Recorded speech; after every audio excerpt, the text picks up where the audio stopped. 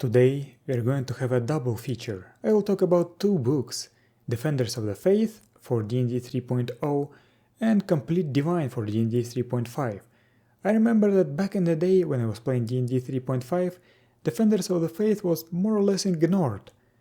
Almost everyone considered Complete Divine to be a 3.5 upgrade of the former. Sure, most of its mechanical parts, such as feats, spells and prestige classes, indeed were updated to D&D 3.5 in Complete Divine, but the other parts of the book were not. In that regard, the books are very different. I think this also highlights the paradigm shift between D&D 3.0 and 3.5. On the outside, they may seem as almost identical systems, but if you dig deeper, you see just how different the books are. Both of the books are similar in subject matter, divine spellcasting classes, but the details are different. Defenders of the Faith is specifically titled as a guidebook to clerics and paladins, while Complete Divine covers all core divine spellcasting classes, and in D&D 3.5 that is cleric, druid, ranger and paladin. However, it talks much less about the nature classes, druid and ranger, than it does about the proper divine classes. Now I'm going to be jumping back and forth between the two books, but let's start with chapter 1 of Complete Divine. In 1.5 pages, it talks about why a character would want to serve a deity and what would the character serve. There are some questionable things here. One of the reasons for serving a divine power is hypocrisy. You feign devotion, but you don't really believe your deity is worth following. How do you get your divine powers then, if they are based on your devotion? This is something that doesn't make sense to me. This section also describes characters that worship not a single deity, but a pantheon of them. This is something I have been thinking about for a while, but haven't put it into GURPS rules yet. Complete Divine also talks about clerics that serve a philosophy instead of a deity. This is a controversial concept in the D&D community, and for some reason, many players believe that D&D 3.5 invented it, when it's been a thing in the older editions too. Personally, I'm not fond of it, and I believe that the Mystic class from Dragonlance works better for this concept. Complete Divine also introduced 3 new divine classes. I have already talked about the Spirit Shaman and the Shugenja in other videos, so let's focus on the Favored Soul. In short, they are characters blessed by the gods with divine powers. Unlike the clerics, they do not have to study to unlock divine abilities. Basically, they are to clerics what sorcerers are to wizards. This is how I do them in GURPS. I replace sorcerer's empowerment with divine empowerment, if I want improvisation. This is a variant modular abilities-based ability. You can find it on my blog, there is a link in the description. When improvising abilities with divine empowerment, favored souls take 2 seconds per character point, but are not required to use a holy symbol.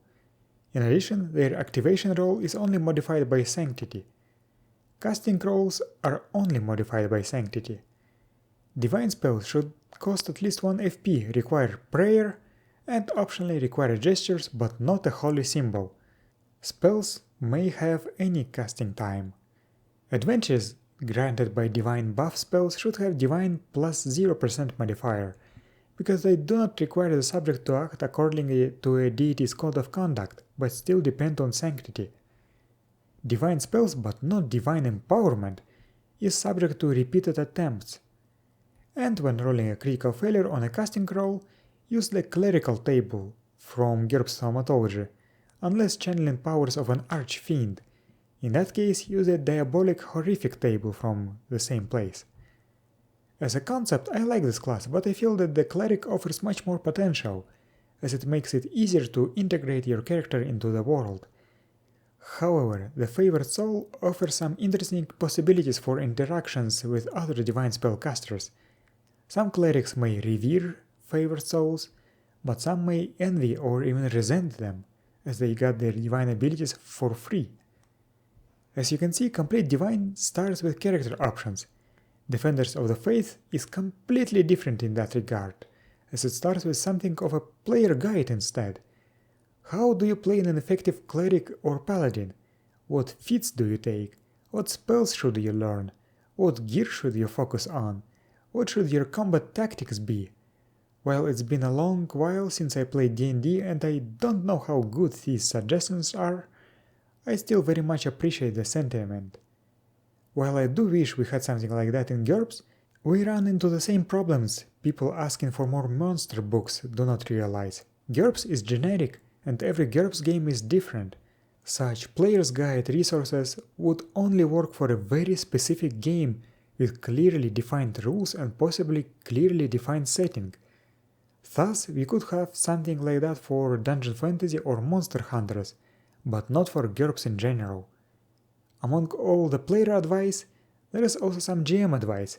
The Cleric section talks about how the GM should approach divination magic, and the Paladin section talks more about how the GM should approach the Paladin's code of conduct and duties imposed by the Paladin's order. There is also a couple of pages about divine intervention that basically describes general prayers from GURPS Power's divine favor. The feats section of Defenders of the Faith is short, but it's actually different from the one from Complete Divine. Many of the feats here are not present in the latter book. However, I should also say that neither of the book has anything interesting in terms of feats. The gear sections also are different. Complete Divine introduces a new item type, relics.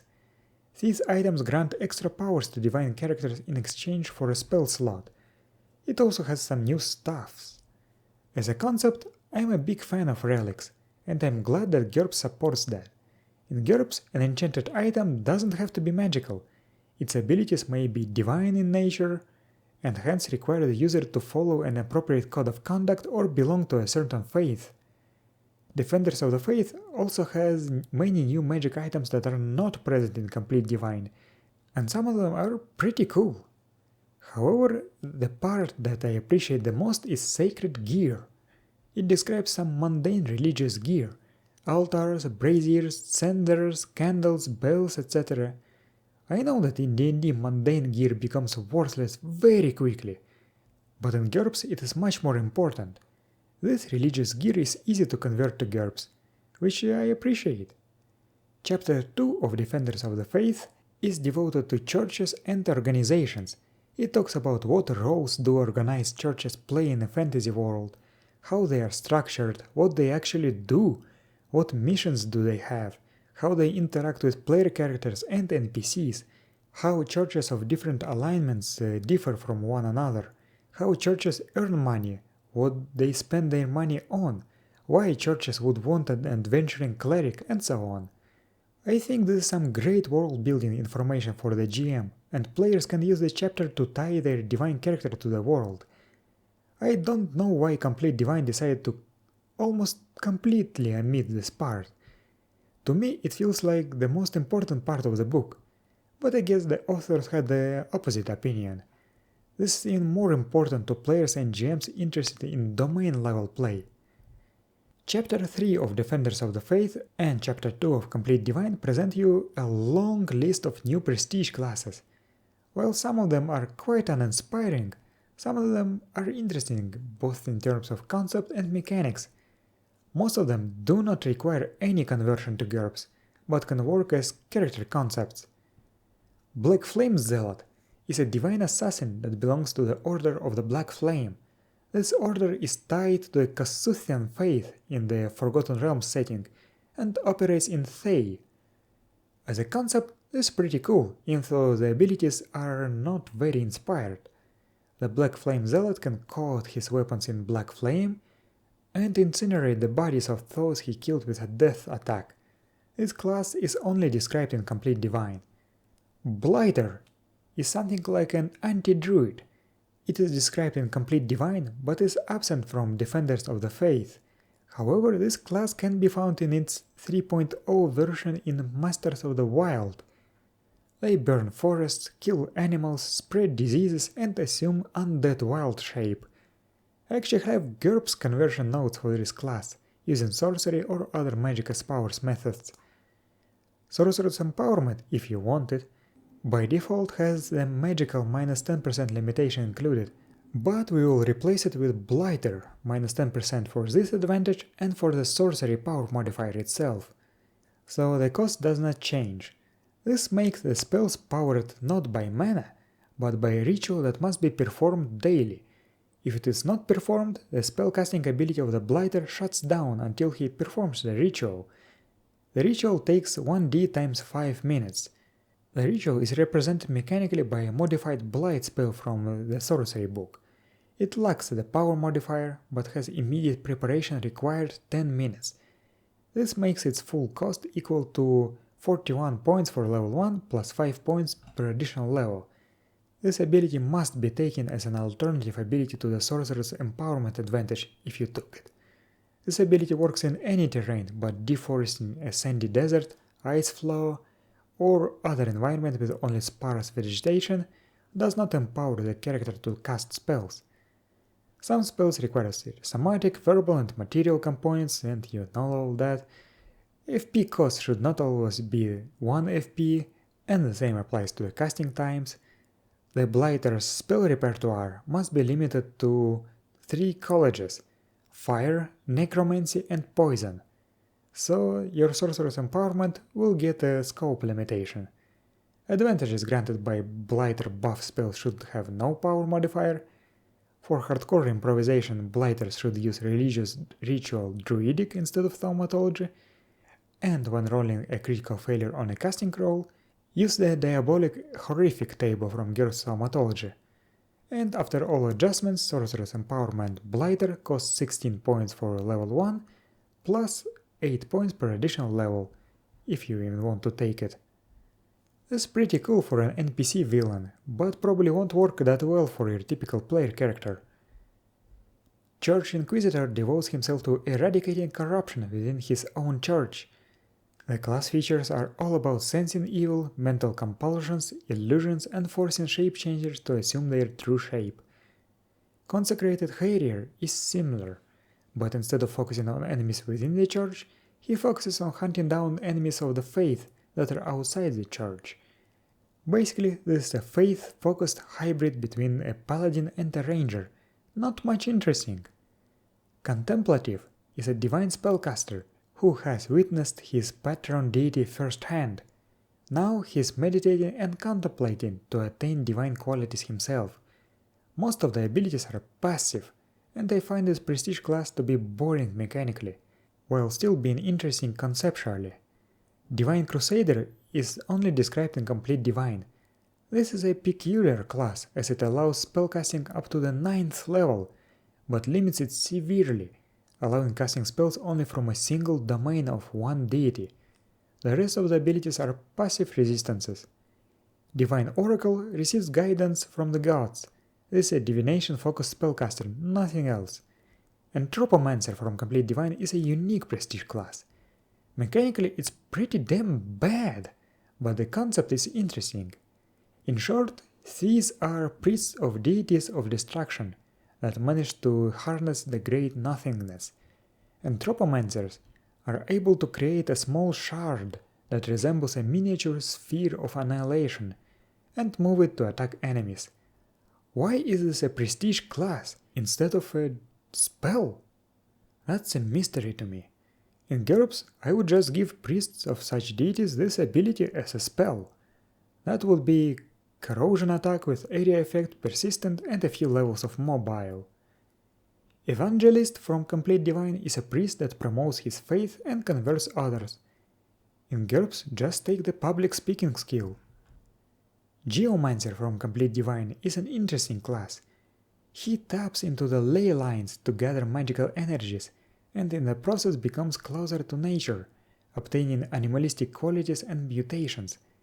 In GURPS, I would represent this with ley line spells from GURPS Thaumatology Urban Magics, or the power tapping skill from Pyramid 4-1. Holy Liberator is basically the Paladin of Freedom variant class, but as a prestige class. Hospitalers are knights charged with protecting traveling pilgrims. Basically, this is a paladin that gains the ability to cure disease and loses certain other abilities. However, the Hospitaler's code of conduct can be easily taken as a code of honor in GURPS.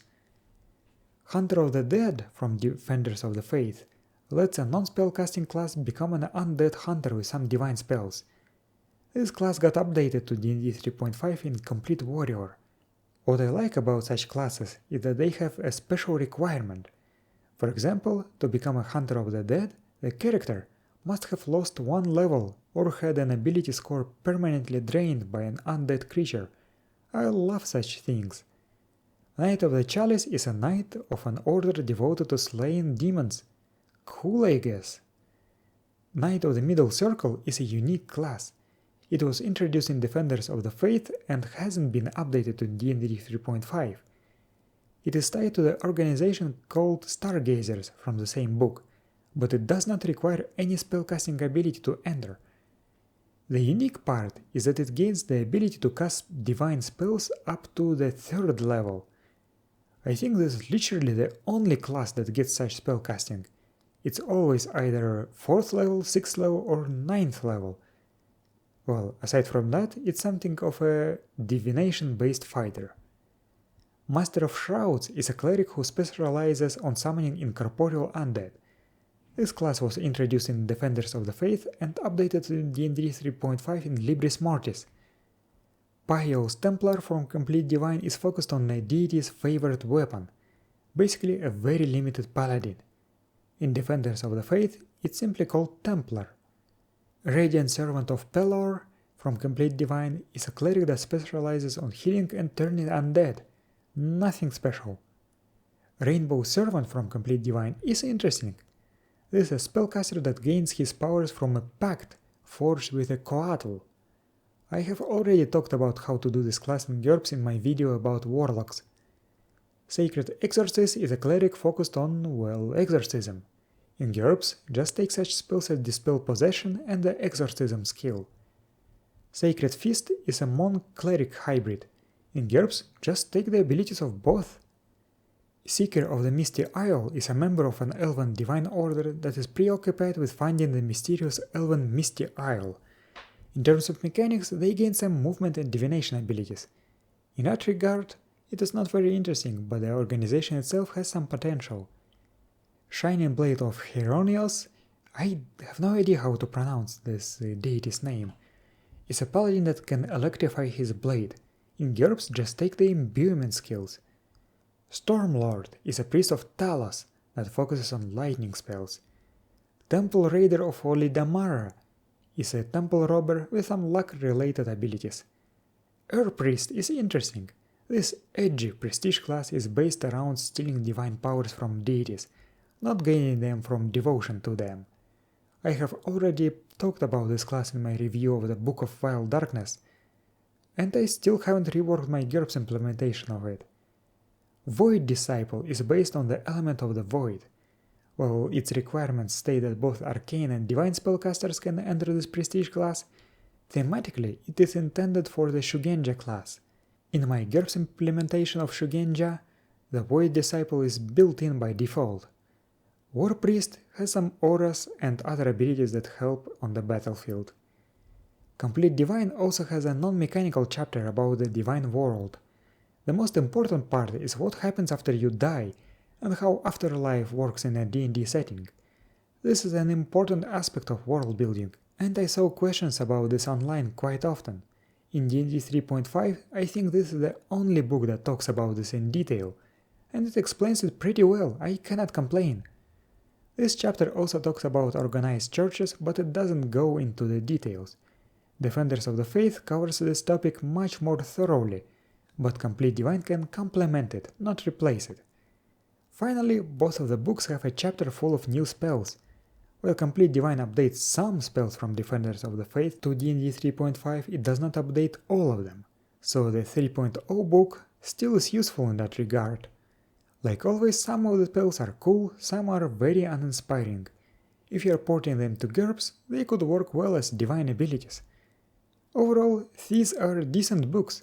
I wanted to showcase that these books are not the same, that despite having some things in common, they complement each other well. Also, I want to show you what kind of system-agnostic information you can gain from them. I won't say that it's required D&D reading material, but it's somewhere in the middle of my crap to masterpiece scale. Finally, looking back at the number of prestige classes and how few of them add unique abilities, I understand why Paizo decided to go with archetypes in Pathfinder, They do the same job more conveniently. And that's it for today. Thank you for watching, I will see you next time.